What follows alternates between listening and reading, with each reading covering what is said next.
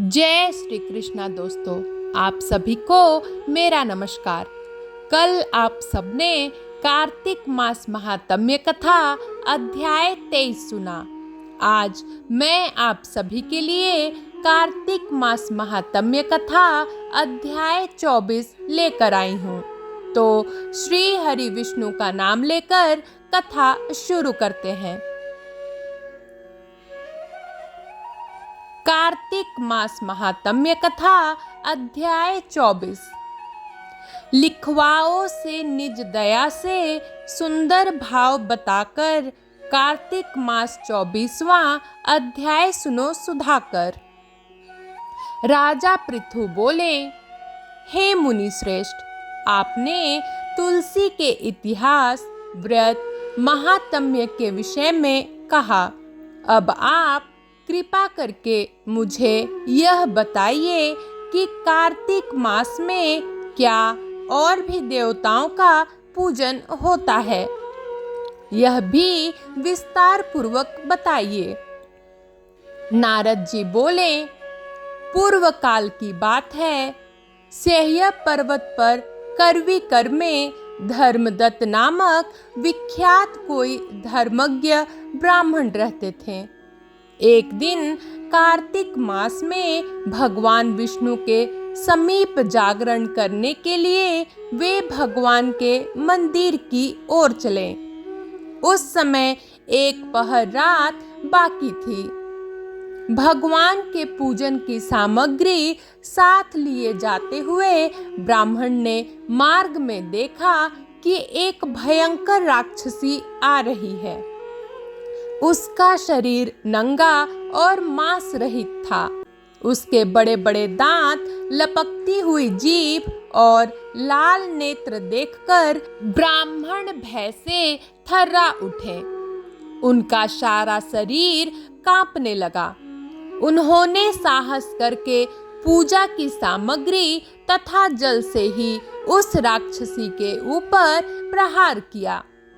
उन्होंने हरि नाम का स्मरण करके तुलसी दल मिश्रित जल से उसको मारा था, इसलिए उसका सारा पातक नष्ट हो गया।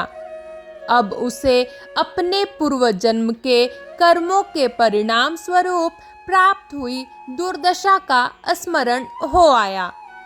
उसने ब्राह्मण को दंडवत प्रणाम करके इस प्रकार कहा, ब्राह्मण, मैं पूर्व जन्म के कर्मों के फल से इस दशा को पहुंची हूँ। अब मुझे किस प्रकार उत्तम गति प्राप्त होगी? धर्मदत्त ने उसे इस प्रकार प्रणाम करते देखकर आश्चर्यचकित होते हुए पूछा, किस कर्म के फल से तुम इस दशा को पहुंची हो? कहाँ की रहने वाली हो? तुम्हारा नाम क्या है और आचार व्यवहार कैसा है? ये सारी बातें मुझे बताओ। उस राक्षसी का नाम कलहा था।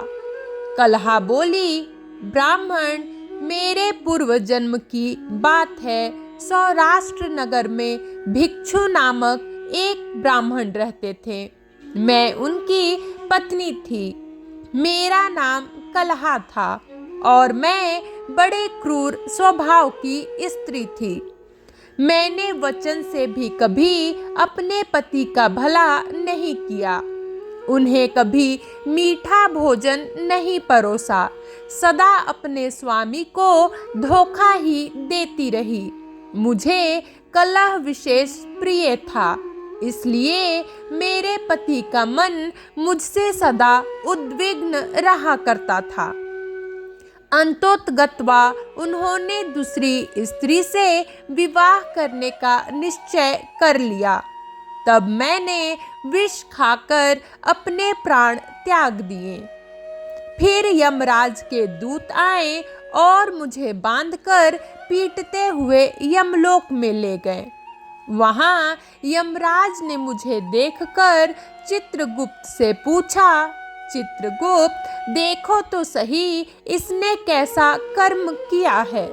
जैसा इसका कर्म हो उसके अनुसार यह शुभ या अशुभ प्राप्त करे। चित्रगुप्त ने कहा, इसका किया हुआ कोई भी शुभ कर्म नहीं है। यह स्वयं मिठाइयाँ उड़ाती थी और अपने स्वामी को उसमें से कुछ भी नहीं देती थी। इसने सदा अपने स्वामी से द्वेष किया है, इसलिए यह चमगादुड़ी होकर रहे तथा सदा कलह में ही इसकी प्रवृत्ति रही है। इसलिए यह विष्ठा भोजी सुकरी की योनि में रहे। जिस बर्तन में भोजन बनाया जाता है उसी में यह सदा अकेली खाया करती थी, अतः उसके दोष से यह अपनी ही संतान का भान करने वाली बिल्ली हो। इसने अपने पति को निमित्त बनाकर आत्मघात किया है, इसलिए यह अत्यंत निंदनीय स्त्री प्रेत के शरीर में भी कुछ काल तक अकेली ही रहे। इसे यमदूतों द्वारा निर्जल प्रदेश में भेज देना चाहिए। वहां दीर्घ काल तक यह प्रेत के शरीर में निवास करे। उसके बाद यह पापिनी शेष 3 योनियों का भी उपभोग करेगी।